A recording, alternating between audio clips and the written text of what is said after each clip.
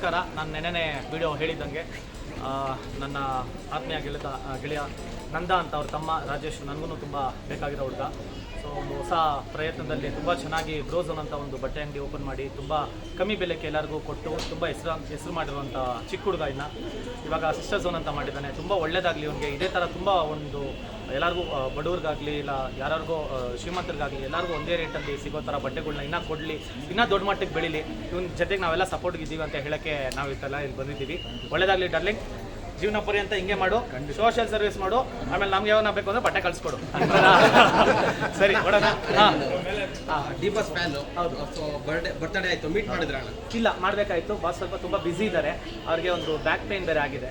So ಅವರು apartments ಇರೋ ಕಾರಣ ಹೋಗೋಕ್ಕಾಗ್ತಾ ಇಲ್ಲ. ಅವ್ರು ಫಾರ್ಮ್ ಹೌಸಿಗೆ ಬಂದಿದ ತಕ್ಷಣ ಅತಿ ಶೀಘ್ರದಲ್ಲಿ ಮೀಟ್ ಮಾಡಬೇಕು ಅಂತ ತುಂಬ ಆಸೆ ಇದೆ. ಯಾಕಂದರೆ ನಾನು ನಿಮ್ಮಷ್ಟೇ ಕುತೂಹಲ ಕಾತರದಿಂದ ಕಾಯ್ತಾ ಇದ್ದೀನಿ ಅವ್ರನ್ನ ಮೀಟ್ ಮಾಡಬೇಕು ಅಂತ. ಅವ್ರನ್ನ ನೋಡಿಲ್ಲ. ಫಸ್ಟ್ ನೋಡಿದ ತಕ್ಷಣ ಒಂದು ಫೋಟೋ ಅಪ್ಲೋಡ್ ಮಾಡ್ತೀನಿ. ಆಮೇಲೆ ಯಾರು ದಯವಿಟ್ಟು ಇದನ್ನು ಬೇರೆ ಥರ ತಿರ್ಸಕ್ಕೆ ಹೋಗ್ಬಿಡಿ, ಅಂದರೆ ಇನ್ನೂ ಮೀಟ್ ಮಾಡಿಲ್ಲ ಅಂತ. ಯಾವತ್ತಿದ್ರೂ ನಮ್ಮ ದೇವರವರು ನಾನು ನೋಡ್ಕೊಂಬರ್ತೀನಿ. Thank you so much. ಹಾಂ, ಥ್ಯಾಂಕ್ ಯು.